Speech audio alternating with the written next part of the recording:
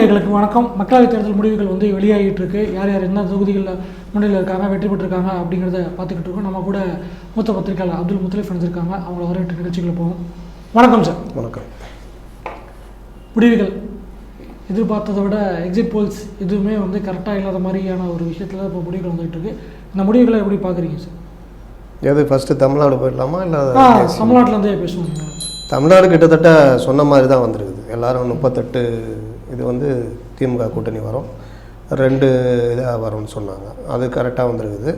அதே மாதிரி பாஜக அதிக தொகுதிகளில் வாக்கு எண்ணிக்கையில் அதிகமாக வரும் அப்படின்றதும் நடந்துருக்குது. பல இடங்களில் பார்த்திங்கன்னா அதிமுக 3வது இடத்துக்கு கூட போயிருக்குது. இப்போ இதெல்லாம் பார்க்கும்பொழுது தமிழ்நாடை பொறுத்த வரைக்கும் எக்ஸிட் போல் கிட்டத்தட்ட கரெக்டுன்னு சொல்லலாம். இன்னொரு விஷயம் என்னன்னு பார்த்தோன்னா, போன தடவை வாங்கின அந்த அதிக வாக்கு வித்தியாசன்றது குறைஞ்சிருக்குது, ஆனால் வெற்றி வாய்ப்புன்றது அதிகரிச்சிருக்குது அப்படின்னு சொல்லலாம். இன்னும் பல ரவுண்டு இருக்குது, அதனால் சொல்ல முடியாது. ஆனால் பல தொகுதிகளில் கிட்டத்தட்ட வெற்றியை நோக்கி நகர்ந்துட்டாங்க.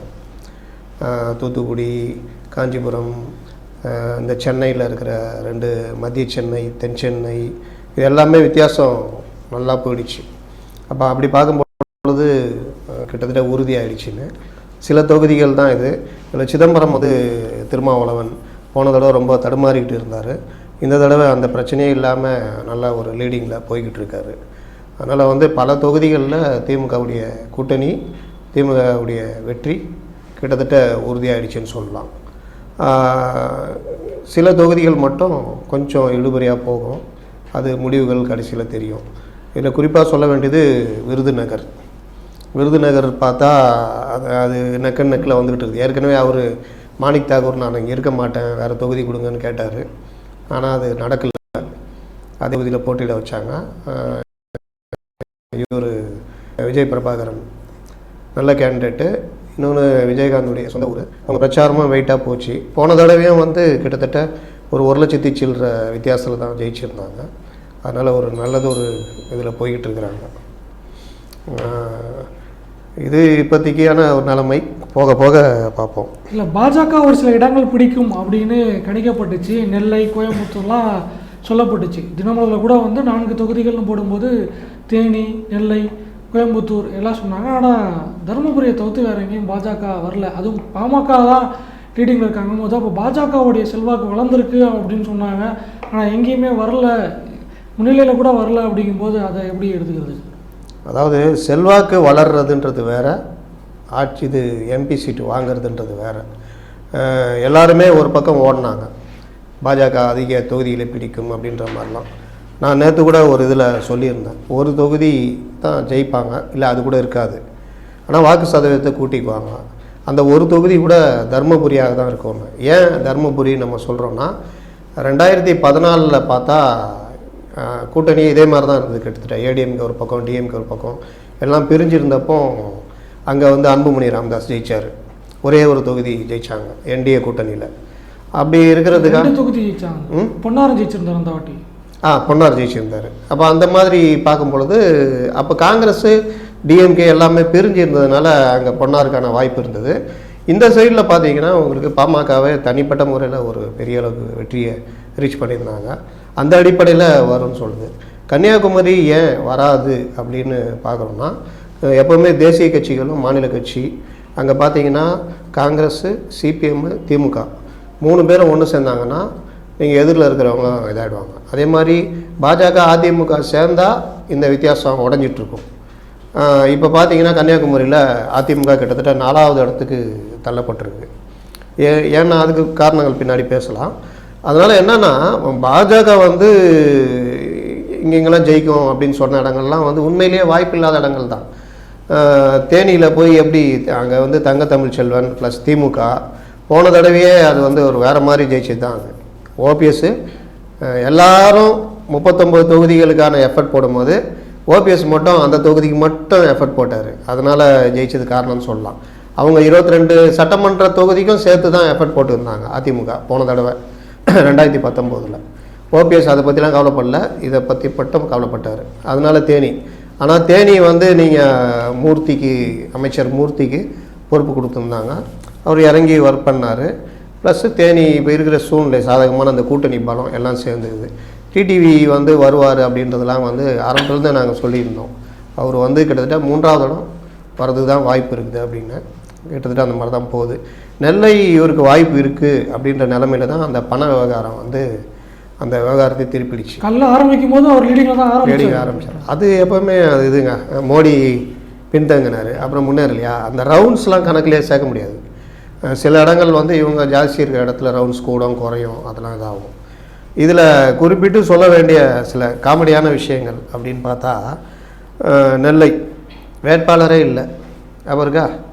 சிஎம் சாயந்தரம் கூட்டம் போடும்போது 1 மணி நேரத்துக்கு முன்னாடி ரூபி மனோகரனா இல்லை அங்கே ஒருத்தர் யாரோ அருணாச்சலமா ராஜ்குமார் ஏதோ ஒரு பேர் அவர் சொன்னாங்க, அவரை போட போகிறோன்னு தகராறுலாம் ஆகி லோக்கலில் சண்டை. அப்புறம் ரூபி மனோகரனை போடலன்னா அவ்வளோதான் அப்படி இப்படின்னா பிரச்சனை ஆகி, அவர் பேருனா வேட்பாளர் ராபர்ட் ப்ரூஸ் போடலன்னா பிரச்சனை பண்ணணும், ரூபி மனோகரன்லாம் பெரிய பிரச்சனை பண்ணி அதுக்கப்புறம் போடுறாங்க.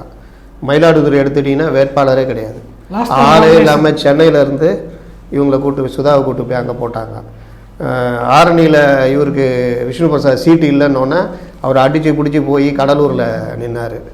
அதே மாதிரி கரூர் வந்து சீட்டே கிடையாது, டிஎம்கே தான் வச்சுக்குவோன்னு சொன்னாங்க. அந்தம்மா அங்கே போய் சண்டை போட்டு வாங்கிட்டு வந்து கரூரில் நின்னாங்க. இப்படி பல இது வந்து பார்த்திங்கன்னா காங்கிரஸுக்கு எனக்கு என்னன்னு வேட்பாளரே இல்லாட்டினாலும் ஜெயிக்கிறாங்க. அப்போ இந்த தேர்தல்ன்றது வந்து நீங்கள் அதிமுகவுடைய பலகீனம் ஒரு பெரிய லெவலில் திமுக கூட்டணிக்கு பெரிய சாதகமாக அமைஞ்சதுன்னு சொல்லலாம்.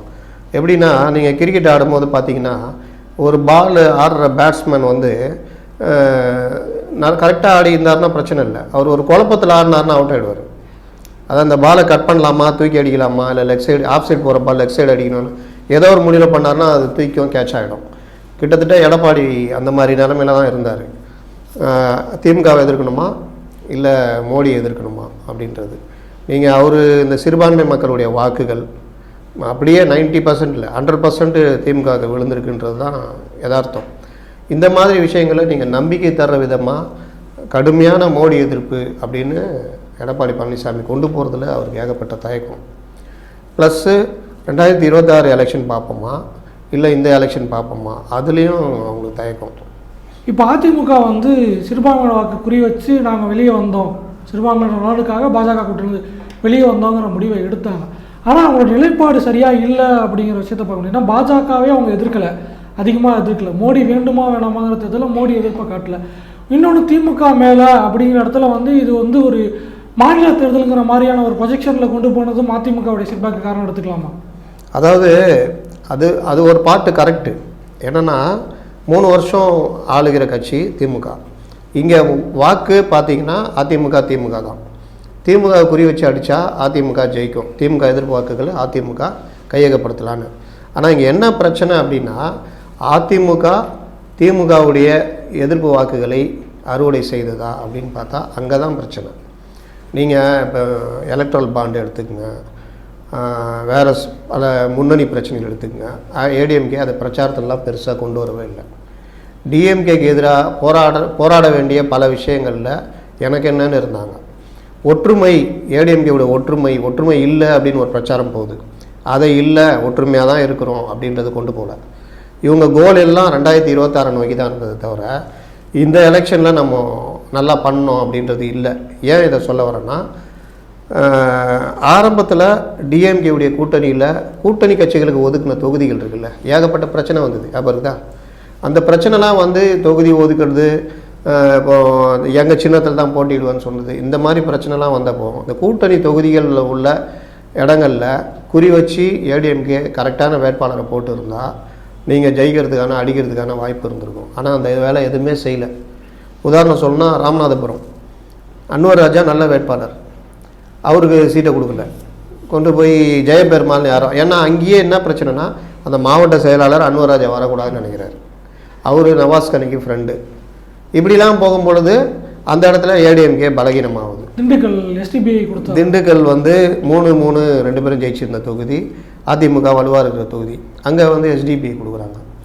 மத்திய சென்னை இங்கே எஸ்டிபிஐ கொடுத்துருக்கலாம். கடந்த வாட்டி கூட வந்து தனிச்சு நின்று அவங்க ஜெயிச்சிருந்துருக்காங்க, ஓரளவுக்கு சீட்டு வாங்கி வந்திருக்காங்க. திருவள்ளூர் எடுத்துக்கிட்டிங்கன்னா உங்களுக்கு வேணுகோபால் கொடுத்துருந்தீங்கன்னா அவர் ஜெயிக்கிறதுக்கு இல்லாட்டி டஃப் கொடுக்கறதுக்கான வாய்ப்பு இருந்திருக்கும். ஆனால் அங்கேயும் வந்து தேமுதிக ஒதுக்குது. இந்த இது மற்ற முக்கியமான அரக்கோணம் வந்து ஏற்கனவே கேண்டிடேட்டுக்கு பதிலாக வேறு கேண்டிடேட் தான். அரக்கோணம் மற்ற தொகுதிகளாக எடுத்துட்டிங்கன்னா நீங்கள் ஒன்றுமே பண்ண முடியாது. அரக்கோணம், ஸ்ரீபெரும்புத்தூர், காஞ்சிபுரம், திருவண்ணாமலை இது எல்லாமே வலுவாக இருக்கக்கூடிய பகுதிகள். அங்கே வந்து கவனம் செலுத்த வேணாம். ஆனால் இவங்களுடைய இது இருக்குல்ல, இப்போ வட சென்னையில் ராயபுரம் மனோ நிற்கிறது பதிலாக ஜெயக்குமார் நிற்க வச்சா, ஏன்னா அவருக்கு எம்எல்ஏ இல்லைல்ல, அவர் நிற்க வச்சுருந்தா வட சென்னையில் டஃப் கொடுத்துருக்கலாம், இல்லை ஜெயிச்சிருக்கலாம். இப்போ இந்த மாதிரி இடங்கள்லாம் வந்து எனக்கு என்னென்னு வேட்பாளர் போடுறதுல பிரச்சனை வந்துச்சு. இன்னொரு முக்கியமான கேள்வி வந்து கேண்டிடேட் போட்டதை தாண்டி பிரச்சாரத்தை எப்படி ஹேண்டில் பண்ணாங்கிற ஒரு விஷயம் இருக்குது. உதாரணத்துக்கு வந்து திருச்சியை எடுத்துக்கிட்டோம்னா, திருச்சியில் வந்து மதிமுக தான் கொடுக்குறாங்க. திருநாவுக்கரசு கேட்டார், கடைசி நேரத்தில் காங்கிரஸ் கொடுக்காம வைகோ வாங்கிக்கிட்டார். விருதுநகருக்கு ஈரோடுக்கு பதிலாக வாங்கி கொடுத்தாங்க. ஆனால் அங்கே வந்து சின்னம் கிடைக்கல. ஏற்கனவே வந்து திமுகவே வேலை பார்க்க மாட்டேன்னு பிரச்சனை பண்ணி இவரும் வந்து அழுது நேர்கிட்டலாம் சண்டை போட்டு அவ்வளோ வீக்காக இருக்க தொகுதி, சின்னம் இல்லை, திமுக சின்னமும் இல்லை, தீப்பெட்டிங்கிற ஒரு சின்னத்தை கொண்டு போய் அவங்க மக்கள்கிட்ட கொண்டு போய் லட்சக்கணக்கில் வாக்கு வித்தியாசத்தில் அவங்க வந்து இது பண்ணுறாங்க. அந்த இடத்துல இவங்க வந்து வெயிட்டான ஒரு கேண்டிடேட் தான் போட்டாங்க, ஃபினான்ஷியலி வெயிட்டான கேண்டிடேட்டு. பட் அதை கேன்வாஸ் பண்ணும்போது கேம்பெயின் பண்ணதில் கோட்டை விட்டாங்களாங்கிற ஒரு கேள்வி இருக்குது. திருச்சி வந்து அவர் கருப்பையாக நின்னார், இவருடைய கரிகாலனுடைய தம்பி.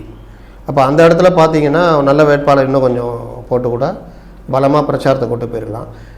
நான் சொல்ல வர்றது அதெல்லாம் தாண்டி குறிப்பிட்ட தொகுதிகளில் மட்டும் கவனம் செலுத்தி இறங்கி அடிச்சிருந்தா நீங்கள் ஓரளவுக்கு இந்த மாதிரி ஒரு பின்னடைவை சந்திக்காமல் இருந்திருக்கலாம். இன்னொன்று பிரச்சாரம்னு பார்த்தீங்கன்னா எடப்பாடி மட்டும்தான் பிரச்சாரன்ற மாதிரி வெளியில் களத்தில் தெரிஞ்சுது, மற்றபடி பெருசாக பிரச்சாரம் இல்லை. எல்லாத்துக்கும் மேலே ஏடிஎம்கே தோக்க போகிற கட்சி அப்படின்னு ஒரு பெரிய பிரச்சாரத்தை உருவாக்குனாங்க. பிஜேபி பாமக கூட்டணி இல்லாதனால அதிமுகவுக்கு பெரிய பின்னடைவுன்னு ஒரு பிரச்சாரத்தை உருவாக்குனாங்க. அதிமுக வந்து எப்போ வேணாலும் பிஜேபி கூட சேர்ந்துக்கணும்னு ஒரு பிரச்சாரத்தை கொண்டு வந்தாங்க. இது எல்லாமே பார்த்திங்கன்னா அதிமுகவுக்கு பின்னடைவு. அதை வந்து முறியடிக்கிற வகையில் இவங்க பிரச்சாரத்தை கொண்டு போகிறது, இந்த இதெல்லாம் ரொம்ப ஸ்லோ. ஒவ்வொரு விஷயத்துலையும் ரியாக்ஷன் பண்ணதும் ரொம்ப ஸ்லோ. எல்லாத்துக்கும் மேலே அந்த சமூக வலைதளங்களில் பயன்படுத்துறதுல திமுகவுடைய அந்த அவங்க வந்து நல்லா ஸ்ட்ராங்கு, இவங்க அந்தளவுக்கு கொண்டு போகல அப்படின்றது ஒரு முக்கியமான விஷயம். இதில் நாம் தமிழர் எப்படியும் வந்து வெற்றி வாய்ப்பு வந்து எடுக்க போகிறது இல்லை அப்படின்னு அவங்களுக்கே தெரியும். ஏன்னா அதுக்கு தான் கேண்டிடேட்டே சீமான் போடுறாரு அப்படிங்கிறது கட்சியினரே வைக்கிற குற்றச்சாட்டு, கட்சியிலேருந்து வெளியே வந்து. ஆனால் இந்த வாட்டி வந்து ஒரு சில இடங்களில் வந்து அவங்க 2ஆம் இடத்துல இருக்காங்க, ஒரு சில இடங்களில் 3ஆம் இடத்துக்கு வந்திருக்காங்க அப்படிங்கிற விஷயங்களை பார்க்கும்போது அதை எப்படி எடுத்துக்கிறது? ஒருவேளை கன்சிஸ்டண்ட்டாக இருக்கனால அந்த இம்பேக்ட் ஆகிருக்கா, இல்லை அவங்க கேண்டிடேட் செலெக்ஷனில் சொதப்பிட்டாங்க அப்படின்னு எடுத்துக்கிறதா? எனக்கு நான் பார்த்ததில் 2019 எலெக்ஷன்னு ஒவ்வொரு 39 தொகுதியில் இருக்கக்கூடிய ஒவ்வொரு தொகுதியில் இருக்கக்கூடிய 6 சட்டமன்ற தொகுதிகள் அப்படின்னு நான் ஒரு இது லிஸ்ட் எடுத்தேன். அதுக்கப்புறம் 2021 சட்டமன்ற தேர்தலில் ஒவ்வொரு 234 தொகுதிகள். இதை கம்பேர் பண்ணும்போது பார்த்திங்கன்னா நாம் தமிழர் கட்சி ஒவ்வொரு தொகுதியிலையுமே இப்போ பார்த்திங்கன்னா ஆலங்குடி, சும்மா உதாரணத்துக்கு சொல்கிறேன், சிவகங்கையில் ஆலங்குடி 2019 10,191 வாக்கு, அதே 2021 15,403 வாக்கு. இதில் காரைக்குடியில் 15,000 சில்லற, 2021 23,000 சில்லற, திருப்பத்தூர் 13,000 சில்லற, 16,000 சில்லற, சிவகங்கை 15,000 22,000, மானாமதுரை 8,000 சில்லற, 22,000 சில்லற. நீங்கள் பார்த்தீங்கன்னா பெரிய அளவில் அப்படியே டபுள்னு எல்லா தொகுதியிலுமே 234 200 தொகுதி 3,000 4,000 வாக்குகள் அல்லது டபுள் வாக்குகள் இந்த மாதிரி வாங்கியிருந்தாங்க. என்ன ஒன்று, விவசாயி கரும்பு விவசாயி சின்னம் இந்த தடவை அது இல்லை, ஒலி வாங்கி மைக் சின்னம் அதை கொண்டு போய் சேர்த்துருக்காங்க, நல்லாவே சேர்த்துருக்காங்கன்றது.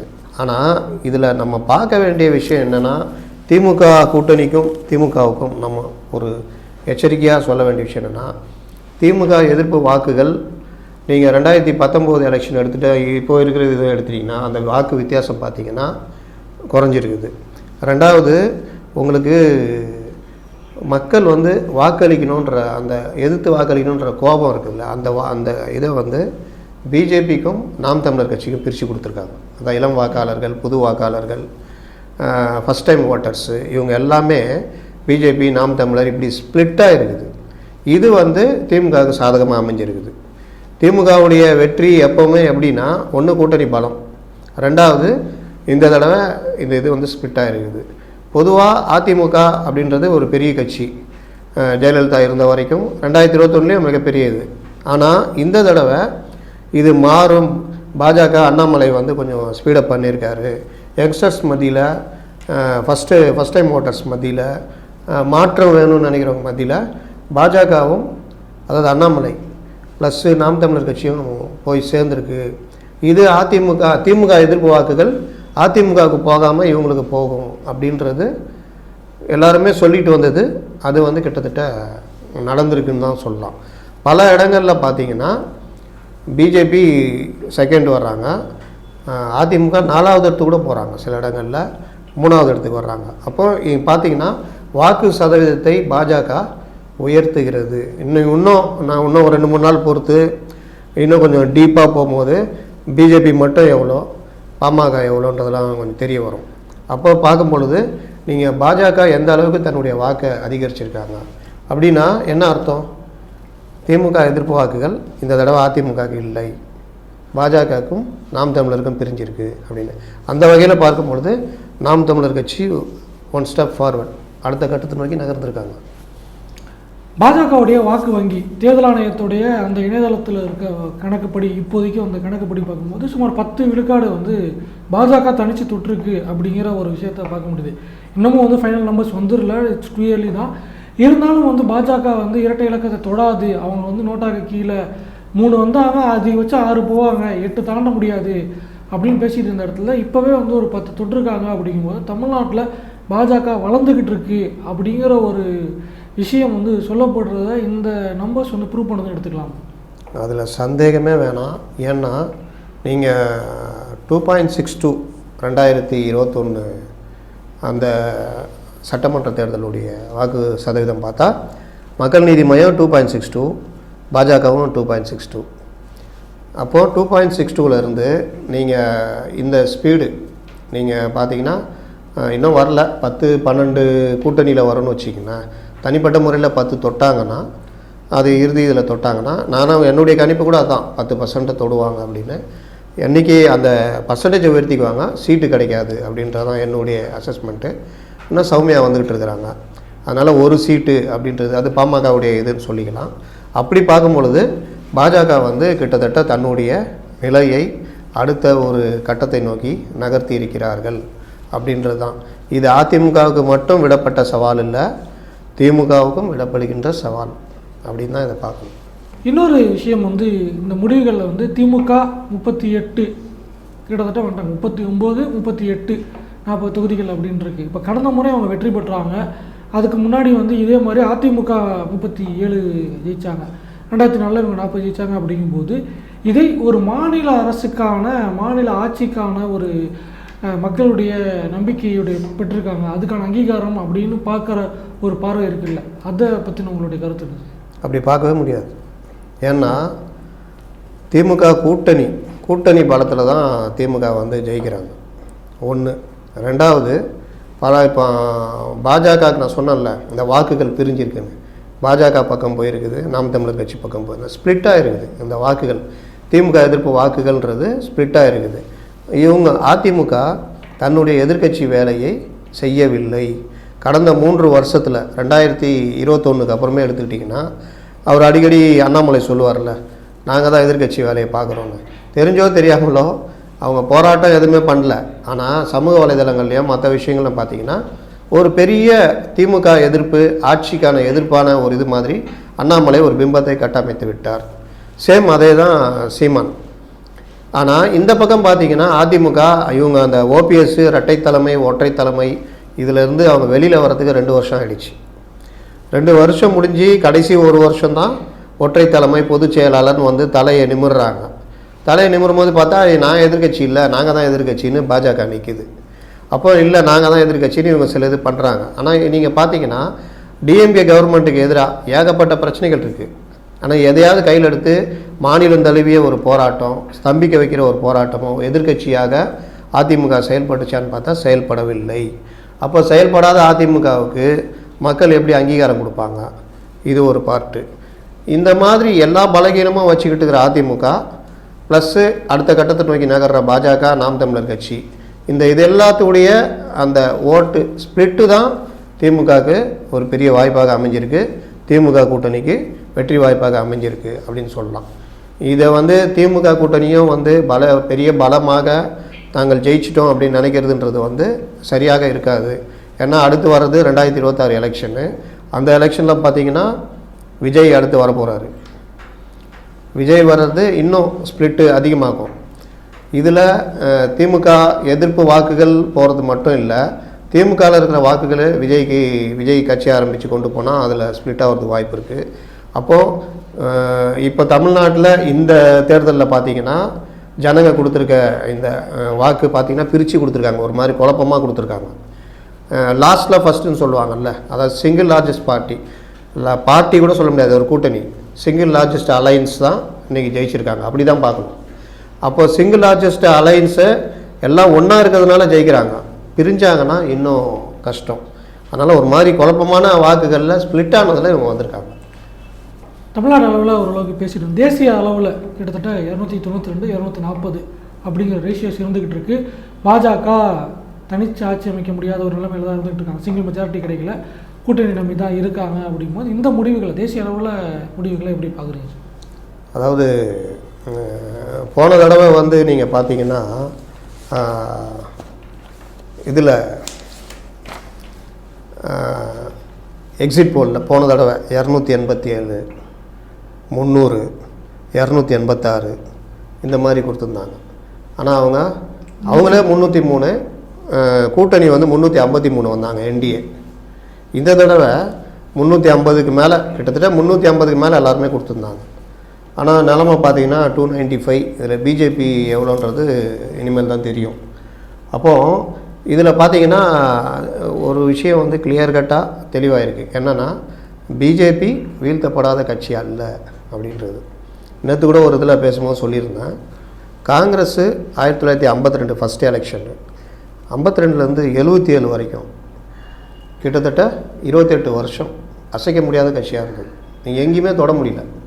நேரு 64 வரைக்கும், 64, 65 ஒரு சாஸ்திரி, 65க்கு பிறகு 77 வரைக்கும் இந்திரா காந்தி. அப்போது 52 to 77 வரைக்கும் இவங்க ரொம்ப ஸ்ட்ராங்காக இருந்தாங்க.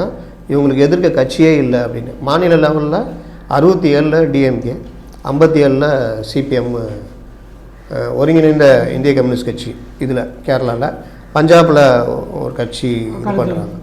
மற்றபடி பெருசாக இது கிடையாது.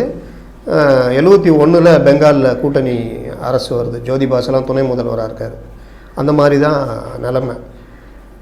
இது மாதிரி ஒரு பெரிய டிகேடு இருக்கும் பிஜேபிக்கு அப்படின்னு எதிர்பார்த்தா 10 வருஷத்துலேயே நீங்கள் பார்த்தீங்கன்னா அடுத்த ஒரு கிட்டத்தட்ட இல்லை ஜாக்கிரதையாக இருந்துக்கோ, இல்லை வீழ்த்திடுவோம் அப்படின்ற லெவலுக்கு வந்திருக்கு. இதில் இந்த என்டிஏ 230 பார்த்தீங்கன்னா மாற்றம் வேணுன்ற வந்த வாக்குகள் தான் நான் சொல்லுவேன். நீங்கள் பிஜேபி கவர்மெண்ட்டுக்கு எதிராக இந்த 10 வருஷத்தில் மிகப்பெரிய அளவில் அந்த நாட்டையே ஸ்தம்பிக்க வைக்கிற அளவுக்கு, இல்லை ஒவ்வொரு அளவில் மாநிலம் தழுவிய மிகப்பெரிய போராட்டம், அந்த டெல்லி போராட்டத்தை விட்டுருங்க, இதை தவிர மிகப்பெரிய போராட்டங்களோ மிகப்பெரிய தன்னெழுச்சியான விஷயங்களோ எதையுமே இவங்க யாருமே பண்ணல. இந்தியா கூட்டணியும் சரி, காங்கிரஸும் சரி. ஆனாலும் மக்கள் ஏதோ ஒரு மாற்றத்தை எதிர்பார்த்துட்டே இருக்காங்க. மக்களுக்கு கடுமையான கோபம் இருக்குது. என்ன கோபம்? விலைவாசிக்கும் வருமானத்துக்கும் சம்மந்தம் இல்லை. கடுமையான விலைவாசி உயர்வு, வேலைவாய்ப்பின்மை, பல்வேறு விஷயங்களில் அவங்களுக்கு உள்ளூர் அந்த கோபம் இருந்துக்கிட்டே இருக்குது. அதுவுடைய வெளிப்பாடு தான். இன்னொன்று, இந்தி பெல்ட்டில் பிஜேபியை ஒன்றுமே பண்ண முடியாது அப்படின்ற ஒரு நிலைப்பாடு இருந்தது. அது பிஜேபியை பெருசாக நம்பினாங்க, நம்மளை அடிச்சுக்க ஆள் இல்லைன்னு. உத்தரப்பிரதேசத்தில் நீங்கள் பார்த்தீங்கன்னா போன எலெக்ஷன்லேயே 2020 அசம்பிளி எலெக்ஷனு, அதிலே பார்த்தீங்கன்னா கிட்டத்தட்ட 64 சீட்டு எஸ்பி தனியாக அடிக்கிறாங்க, அதிகம் அடிக்கிறாங்க. நீங்கள் 2017 அசம்பிளியில் பார்த்தீங்கன்னா எஸ்பி 47 சீட்டு, ஆனால் 2022 அசம்பிளி கடைசியாக நடந்தது தான் 64 சீட்டு, 111 சீட்டு, பர்சன்டேஜும் 32%. அதே பிஎஸ்பி பார்த்தீங்கன்னா 19 சீட்டை இழக்கிறாங்க, 13%. பிஎஸ்பி தொடர்ச்சியாக அங்கே வந்து தப்பான அரசியல் பண்ணிக்கிட்டே இருந்தது, யாரு கூட கூட்டணி சேர மாட்டோம், ப்ளஸ்ஸு அவங்களுக்கு சில பிரச்சனைகள்லாம் இருக்குது. அப்போ பாஜக ஆதரவு, இந்த மாதிரி ஊழல் பிரச்சனை எல்லாமே சேர்ந்து தேஞ்சி 0 இன்னைக்கு. இப்போவும் வந்து அங்கே ஒன்றுமே இல்லை. பிஎஸ்பி போன தடவை பார்த்தீங்கன்னா 10 சீட்டு, 10 எம்பி சீட்டு வந்திருக்காங்க. அவங்க 19% 2019. எஸ்பி 5 சீட்டு தான், 18%. காங்கிரஸ் ஒரே ஒரு சீட்டு 6%. எல்லாமே தலைகீழ. பிஎஸ்பி வாங்கின சீட்டு, எஸ்பியுடைய முன்னேற்றம் எல்லாம் சேர்ந்து இன்றைக்கி அங்கே வந்து மிகப்பெரிய லெவலில் கிட்டத்தட்ட 42 கூட்டணி, 42 இந்திய கூட்டணி 36 அளவுக்கு. இது பிஜேபியே எதிர்பார்க்காத ஒரு மிகப்பெரிய பின்னடைவு. ஏன்னா 80ல் 60க்கு மேலே சாதாரணமாக வருவோம், ஒரு 20 தான் போவோம்னு நினச்சிருந்தாங்க. ஆனால் நிலைமை அப்படி இல்லை அப்படின்னு இதாகிடுச்சு. அதே மாதிரி ராஜஸ்தான்லேயும் கிட்டத்தட்ட 11 சீட்டு காங்கிரஸ். ராஜஸ்தானில் போன தடவை வந்து எக்ஸிட் போலில், அசம்பிளி எலெக்ஷனில் எக்ஸிட் போலில் சொன்னது வந்து ராஜஸ்தானில் நிலைமை வேறு. ஆனால் நடந்தது என்ன நடந்தது, டக்குன்னு இவங்க அடித்தாங்க, கூட்டணியை ஒழுங்காக அமைக்காதனால பிஜேபி அடித்தாங்க. ஆனால் அதே ராஜஸ்தானில் இன்றைக்கி 11 சீட்டு இவங்க கிட்டத்தட்ட வந்திருக்காங்க. நீங்கள் பார்த்தீங்கன்னா ராஜஸ்தான், மத்திய பிரதேசலாம் பார்த்தீங்கன்னா எம்பி சீட்டை பொறுத்த வரைக்கும், பார்லிமெண்ட் எலெக்ஷன் பொறுத்த வரைக்கும் பிஜேபிக்கு வாரி கொடுத்துருப்பாங்க. நீங்கள் 2014 பார்த்தீங்கன்னா 25 சீட்டு, 55%. 2019 பார்த்தீங்கன்னா 24 சீட்டு, ஆர்எல்பின்னு ஒரு கட்சி, அது ஒரு சீட்டு, 59%. அப்போது அந்த அசம்பிளி எலெக்ஷனில் கூட பார்த்தீங்கன்னா நெக் அண்ட் நெக் வரும்னு தான் எக்ஸிட் போல் சொல்லிச்சு. எக்ஸிட் போல்லையே எல்லாருமே சொன்னாங்க. ஆனால் நிலைமை தலைகீழாகி 115 சீட்டு 70 சீட்டுன்னு குறைஞ்சது. அப்போது ராஜஸ்தானில் பிஜேபி ஸ்ட்ராங்கு ஒன்றுமே பண்ண முடியாதுன்ற அந்த நிலைமையில் கிட்டத்தட்ட 11 சீட்டு வந்திருக்காங்க. இதுவும் ஒரு கிட்டத்தட்ட ஒரு பின்னடைவு. மத்திய பிரதேசம் நம்ம கொஞ்சம் ஓரளவுக்கு இது வரணும். அதே அவங்க போன சட்டசபை எலெக்ஷனுடைய இது மாதிரியே 29 அப்படியே வந்திருக்காங்க. மகாராஷ்டிராலும் கிட்டத்தட்ட பார்த்தீங்கன்னா இவங்க வந்து சிவசேனா உடைச்சாங்க, ஷிண்டே, அஜித் பவார் என்சிபியை உடைச்சாங்க, காங்கிரஸ். போன தடவை பார்த்தீங்கன்னா 48 சீட்டுக்கு 41 சீட்டு சிவசேனா பிஜேபி கூட்டணியில் வந்துச்சு. கிட்டத்தட்ட 50% வாக்குகள் 2 பேரும் சேர்ந்து வாங்கியிருந்தாங்க. ஆனால் அதுக்கப்புறம் வந்த பிரச்சனைகளில் பிரிஞ்ச ஒன்று நீங்கள் பார்த்தீங்கன்னா அசம்பிளி எலெக்ஷனு அடுத்த மாதம் மகாராஷ்டிராவில் அசம்பிளி எலெக்ஷனு இப்போவே தெரிஞ்சு போச்சு அங்கே இவங்க கூட்டணி வரும்னு. அசம்பிளி எலெக்ஷனில் நீங்கள் பார்த்தீங்கன்னா பிஜேபி கிட்டத்தட்ட 105, சிவசேனா சேர்ந்தான் நின்னாங்க, அதுக்கப்புறம் பிரிஞ்சாங்கன்னு வச்சுக்கோங்க. இப்போ இருக்கிற இதில் சிவசேனா 16%, என்சிபி 16, காங்கிரஸ் 16, 3 பேர் சேர்ந்து நின்றதுனால 48%. அந்தவுடைய அந்தவுடைய இது வந்து இப்போ காமிக்குது பெரிய லெவலில் பிஜேபிக்கு பின்னடைவு. அப்போ ஷிண்டேவும் அஜித் பவாரும் ஒன்றும் இல்லை அப்படின்னு தெரியுதா? இது வந்து அடுத்த மாதம் எலெக்ஷனில் எதிரொலிக்கும். சேம் வெஸ்ட் பெங்கால் பார்த்தீங்கன்னா யாரும் நினைக்காத இது இப்போ நடந்திருக்குது. காலையில் அவங்க முன்னணியில் இருந்தாங்க, ஆனால் மம்தா மறுபடியும் அடித்து அவங்க முன்னிலையில். ஆமாம், போன எலெக்ஷனே கொஞ்சம் கிட்டத்தட்ட பிஜேபிக்கு நல்லா இருந்தது. 18 சீட்டு 22 சீட்டு வந்து மம்தா இருந்தாங்க. நானே கூட நேரத்தெல்லாம் பேசியிருந்தேன், நிலமை மாறும், ஒருவேளை 22 பிஜேபி வரும், 18 மம்தா வருவாங்கன்னு. காலையில் கிட்டத்தட்ட அப்படி தான் போச்சு. அதுக்கப்புறம் பார்த்தா நிலமை தலைகீழ ஆகிடுச்சு.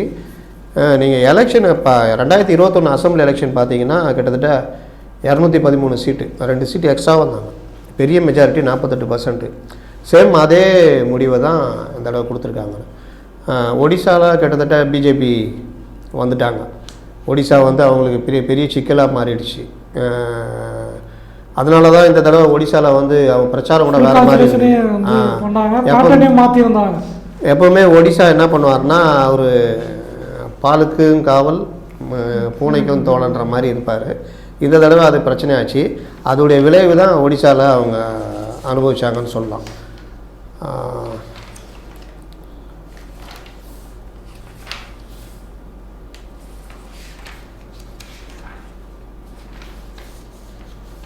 போன தடவை பார்த்தீங்கன்னா 12 சீட்டு பிஜேபி, 8 சீட்டு பிஜேடி, 8 சீட்டு இவங்க. எப்போவுமே அவங்க தான் ஜாஸ்தி வருவாங்க. அசம்பிளிலையும் அதே மாதிரி தான் 112, இவர் 23. ஆனால் இந்த தடவை ஒரு மாதிரி தொங்கு சட்டசபை அங்கே வரணுன்னு நினைக்கிறேன். 75 சீட்டுக்கிட்ட வரணும், 74 சீட்டுக்கிட்ட வரணும். ஆனால் ஒரு கிட்டத்தட்ட ஒரு நெருக்கி வர சிங்கிள் ஆர்டிஸ்ட் பார்ட்டினா பிஜேபி வராங்க. பிஜேபி தான் இருக்கு. ஃபஸ்ட் டைம் இவர் ஆட்சி இழக்கிறாரு, 24 வருஷம் கழிச்சு ஆட்சி இழக்கிறாரு. அதே மாதிரி எம்பி சீட்லேயும் குறையுது. அது ஒடிசாவில் அவங்களுக்கு கிட்டத்தட்ட ஒரு சிக்கல் தான். கேரளா அவங்களுக்கு இண்டி கூட்டணி இதாகிடுச்சு.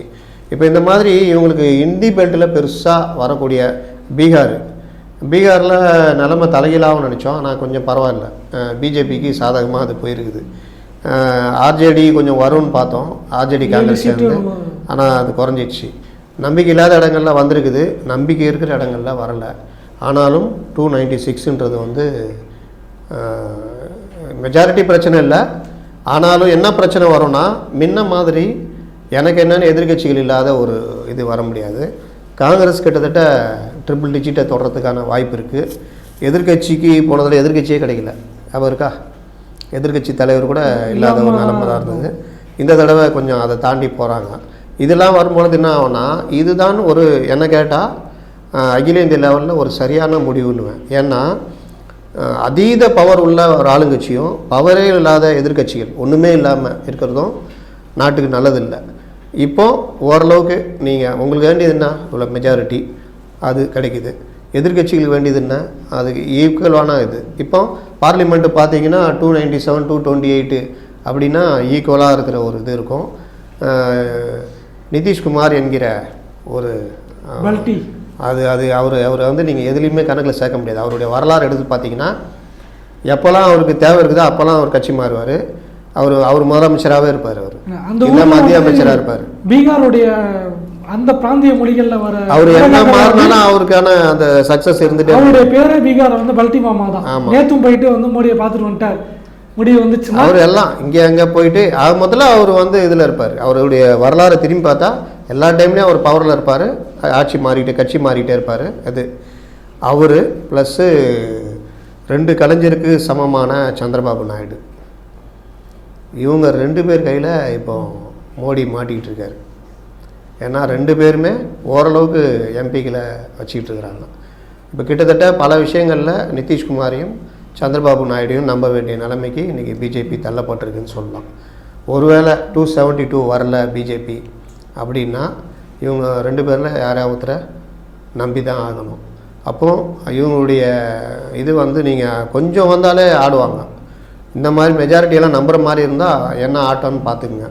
எனக்கு தெரிஞ்சு இன்னும் கொஞ்சம் கூடிச்சு இந்தியா கூட்டணி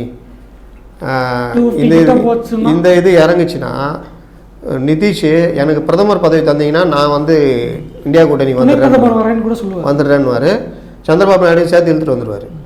அப்போது ஒரு அப்போது நிலையில்லாத ஒரு இதை தான் கொடுத்துருக்காங்க. இது கிட்டத்தட்ட இந்தியா லெவலில் ஒரு நல்ல ஒரு மாற்றம்னு சொல்லலாம். எனக்கு என்னென்னு சட்டங்களை நிறைவேற்றுறது இனி கொஞ்சம் யோசித்து பண்ணுவாங்க. இந்த முடிவு வந்து ஒரு நல்ல முடிவு, நம்ம எதிர்பார்த்த அளவுக்கு இல்லைனாலும் நம்ம ஏற்றுக்கக்கூடிய அளவுக்கான முடிவாக இருக்குது. ஆனால் இதில் என்ன கேள்வி வருது அப்படின்னா, பாஜக பிரச்சாரம் பண்ண அளவுக்கு வந்து காங்கிரஸ் பிரச்சாரம் பண்ணல. பாஜகவில் வந்து மாநில முதலமைச்சர்கள்லாம் வேற ஒரு ஸ்டேட்டில் போனாங்க. அசாம் முதலமைச்சர் வந்து ஒடிசாவில் டென்ட்டு போட்டு தங்கி வச்சுருந்தார். யோகி ஆதித்யநாத் மாநிலமாக போனாங்க. ஏகப்பட்ட மாநிலங்களில் போய் பிரச்சாரம் பண்ணாங்க. ஆனால் காங்கிரஸில் அவ்வளோ பெரிய பிரச்சாரங்கள் முன்னெடுக்கப்பட்டுச்சா அப்படின்னு கேட்டால் வந்து கம்மியாக தான் இருந்துச்சு. ராகுல் காந்தி எத்தனை ஸ்டேட்டுக்கு போனார் அப்படிங்கிற ஒரு கேள்வி இருக்குது. எந்தளவுக்கு பிரச்சாரம் பண்ணாங்க? சோனியா காந்திக்கு தான் உடல்நிலை சரியில்லை. பிரியங்கா காந்தி யூபியை விட்டு வெளியே வரல. அங்கேருந்து சிஎம்ஸ் என்ன பண்ணாங்க அப்படிங்கிற ஒரு விஷயம் இருக்குது. ரேவந்த் ரெட்டியும் பெருசாக வெளியே போகல, இங்கே சித்தராமையா போகல. இப்படி இருக்கும்போது அவங்க எனக்கு என்னென்னு இருக்கும்போது மக்கள் இந்தளவுக்கு கொடுத்துருக்காங்க. அப்படிங்கும்போது காங்கிரஸ் ஃபைட் பண்ணியிருந்தால் ஒருவேளை ரிசல்ட்டை வந்து மாற்றிருக்க முடியுமோங்கிற ஒரு சந்தேகம் எழுது. அதை நீங்கள் எப்படி பார்க்குறீங்க? நீங்கள் இந்த இது பிரச்சாரம் பார்த்தீங்கன்னா, பிஜேபி வந்து எப்போவுமே வந்து அடுத்த 5 வருஷம் யோசிக்கக்கூடிய கட்சி. பிஜேபிக்கு பேக் போனாக இருக்கிற ஆர்எஸ்எஸ்லேருந்து எல்லாமே என்ன பண்ணுவாங்கன்னா, அடுத்தடுத்த நகர்வுகளை நோக்கி யோசிக்கக்கூடியவங்க. அவங்களுடைய அந்த கோர் பெல்ட்டை வந்து என்றைக்குமே விட மாட்டாங்க, கரெக்டாக கொண்டு போவாங்க. காங்கிரஸுக்கு என்ன பிரச்சனைனா, தொடர்ச்சியாக 2014க்கு பிறகு அடின்னு வாங்கி நீங்கள் பர்சன்டேஜ்லேருந்து எல்லாமே போய் தலைவர்கள் எல்லாம் ஓடி போய் பெரிய பெரிய தலைவர்கள்லாம் போய் மூத்த தலைவர்களுக்கும் இளம் தலைவர்களுக்குமான போராட்டம் பிரச்சனைகள் இந்த மாதிரி பல விஷயங்கள் இருக்குது. ஒன் மேன் ஆர்மின்ற மாதிரி தான் ராகுல் காந்தியை சொல்லலாம். இந்த பாரத் ஜோடோ யாத்திரை அதெல்லாம் வந்து கிட்டத்தட்ட எதிரொலிச்சிருக்குதுன்னு சொல்லலாம். நீங்கள் யாரும் பெரும்பாலும் அதில் பற்றி பேசலை. அந்த யாத்திரை வந்து பெரிய லெவலில் உங்களுக்கு ராகுல் காந்தி இது பண்ணியிருக்கு. ராகுலுடைய பிரச்சாரமும் கொண்டு போய் சேர்த்துருக்குது. 10 வருஷத்தில் மக்கள் மாற்றத்தை எதிர்பார்க்குறான்றதை நோக்கி நகர்ந்தது தான் இந்த எலெக்ஷனுடைய இது. ஆனாலும் உத்தரப்பிரதேசம், ராஜஸ்தான் இங்கெல்லாம் வந்து கிடைச்சிட்ருக்கிற இந்த முன்னேற்றங்கள் பார்க்கும் பொழுது ஒரு பெரிய இதுவாக தான் நம்ம சொல்லலாம். அதே மாதிரி அசம்பிளி எலெக்ஷனில் கர்நாடகாவில், தெலுங்கானாவில் இங்கெல்லாம் காங்கிரஸ் ஆட்சி பிடிக்கிறது, இதெல்லாம் வந்து காங்கிரஸுக்கு கொஞ்சம் ஒரு புத்துணர்வு விட்டுருது. இது எல்லாத்துக்கும் மேலே இண்டி கூட்டணின்றதை பார்த்திங்கன்னா ஒவ்வொரு ஸ்டேட் வைஸ் தான் இருக்கிறாங்க. இப்போ இங்கே பார்த்திங்கன்னா தமிழ்நாட்டில் டிஎம்கே, அங்கே போனீங்கன்னா கூட்டணியில் இல்லாட்டினாலும் எப்படியும் சேர போகிறவங்க தான் அவங்க. சிபிஎம், டிஎம்சி, ஆம் ஆத்மி எல்லாமே வந்து ஒரு லெவலில் அப்படியே தனித்தனியாக அவங்கவுங்க பிரச்சார பீரங்கிகளாக தனித்தனியாக இருக்கிறவங்க. நான் சொல்ல வர்றது என்னென்னா, பிஜேபி கவர்மெண்ட்டுடைய 10 ஆண்டு கால கவர்மெண்ட்டுக்கு எதிராக காங்கிரஸ் மிகப்பெரிய போராட்டங்களை எதுவுமே எடுத்து செல்லாத அளவுக்கு தான் பலகீனப்பட்டு இந்தியா முழுவதும் இருந்தது. காங்கிரஸ் கட்சின்றது காங்கிரஸ் பேர் இயக்கம் வாங்கல, அது இல்லை. காங்கிரஸ் பேர் இயக்கன்றது இல்லாமல் மாநில லெவலில் செதறி கிடக்கிறதுன்ற நிலைமை தான் இருந்தது. ஏதோ ஒரு மாற்றத்துக்காக இந்த மக்கள் வந்து மாற்றத்தை கொடுத்துருக்காங்க அப்படின்னு சொல்லலாம். இந்த மாற்றம் அப்படிங்கிறது வந்து மாநில அரசியலில் வந்து எப்படி எதிரொலிச்சிருக்குன்னு இருக்குது. 2 ஸ்டேட்டுக்கு வந்து ஸ்டேட் எலெக்ஷன்ஸ் இருந்துச்சு. ஒன்றில் வந்து ஒரிசாவில் கிட்டத்தட்ட அவங்க கைப்பற்றிட்டாங்க. இந்த பக்கம் பார்த்தா ஜெகன்மோகன் ரெட்டி போன முறை இருந்ததை விட பெருவாரியாக வந்து பின்னடைவு ஏற்படுத்திருக்கு. அதில் கிட்டத்தட்ட 110 சீட்டு வந்து சந்திரபாபு நாயுடு போட்டு திருப்பி வந்து பிரிக்கப்பட்ட ஆந்திராவுடைய முதலமைச்சராக 2வது முறையாக பொறுப்பேற்கிறார். இப்போ நீங்கள் பார்த்தீங்கன்னா இப்போ நீங்கள் பார்த்தீங்கன்னா ஒடிசா நீங்கள் சொன்ன மாதிரி ஃபஸ்ட் டைமு ஆட்சி இழக்கிறார். நீங்கள் எந்த லெவல்லையும் அவர் வந்து நீங்கள் 147க்கு 112, 147க்கு 2014 117 இப்படி தான் அவர் வாங்கியிருக்காரு எம்பி எல்லாமே.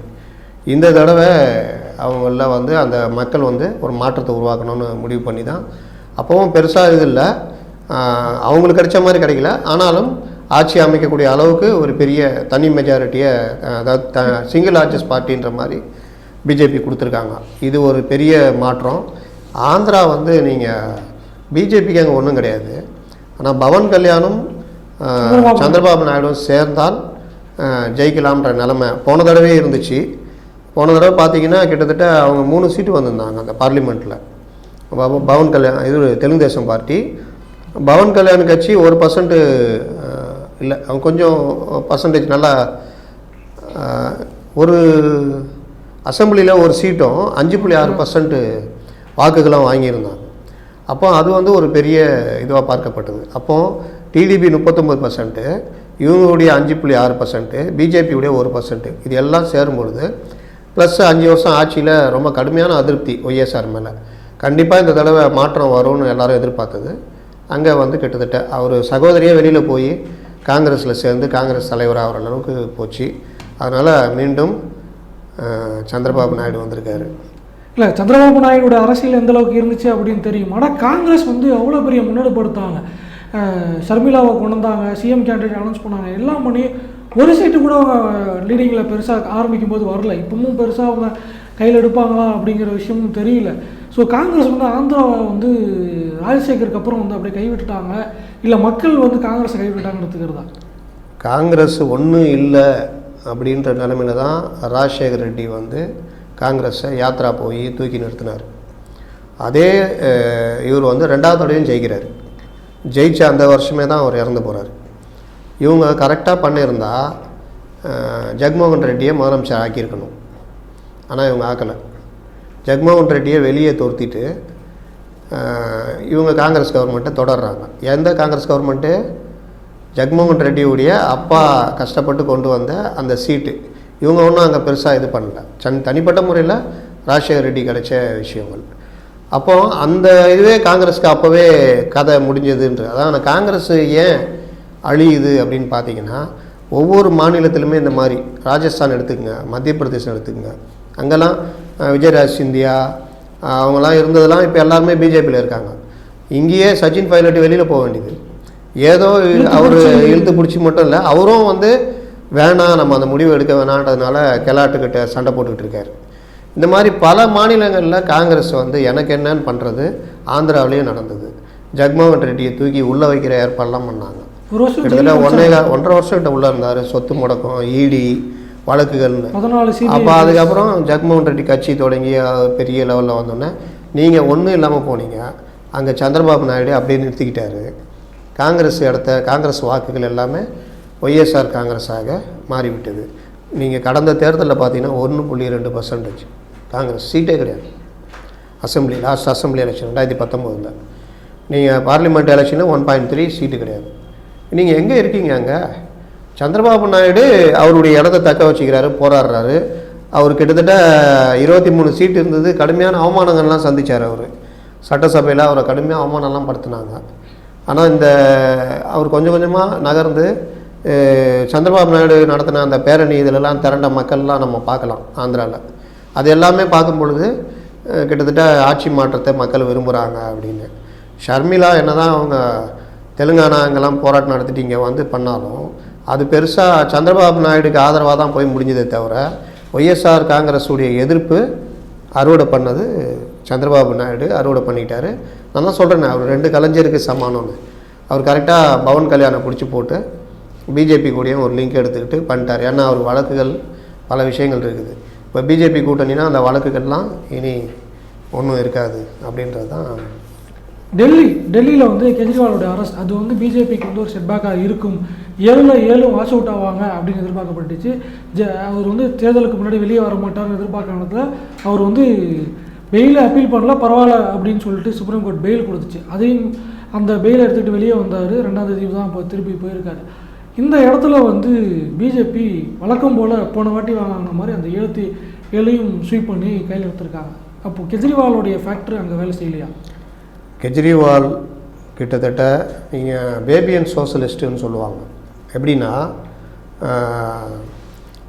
நல்லவர்களோட அதிகமாக நல்லது பேசுவாங்க. அதாவது ஊழல் எதிர்ப்பு அப்படின்றது வந்து ஒரு படம் கூட வருமே, கவன் தானே எதிர்ப்புலாம் பேசிட்டு அது இல்லை, அரசியல் வந்துட்டு பண்ணுவாங்கல்ல. கிட்டத்தட்ட இவர் ஊழல் அண்ணாசாரி சிஷ்யன், ஊழல் எதிர்ப்பு எல்லாம். ஆனால் வந்துட்டு அவர் பண்ணது எல்லாம் பார்த்தீங்கன்னா கிட்டத்தட்ட அந்த மதுபான ஊழல் இருக்க அவர் தனக்கு சம்மந்தம் இல்லாதில்லைன்றாரு. ஆனால் கிளியர் கட்டாக மதுபான ஊழலில் கெஜ்ரிவால் அம்பலப்பட்டு போனார். அவங்க வந்து பண்ணது ஓப்பனாக தெரிஞ்சது. இதை பிஜேபி அழகாக கையில் எடுத்தாங்க, பண்ணாங்க. இது ஒன்று. ரெண்டாவது, டெல்லியில் நீங்கள் பார்த்தீங்கன்னா இங்கே இவங்க மம்தா அந்த வேலையை பண்ண மாட்டேங்கிறாங்க. அதில் கரெக்டாக உறுதியாக இருக்காங்க. எப்படின்னா ஷீலா தீட்சித் தலைமையில் டெல்லியில் காங்கிரஸ் இருக்குது, பவராக இருக்காங்க. இவங்க ஆம் ஆத்மி வர்றாங்க, பிஜேபி ஒன்றுமே இல்லை.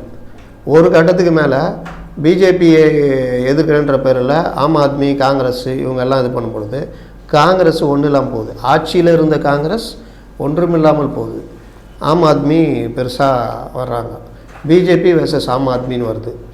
இது எல்லாம் போய் இப்போ வந்து டெல்லியில் காங்கிரஸும் ஆம் ஆத்மியும் சேர்றாங்க.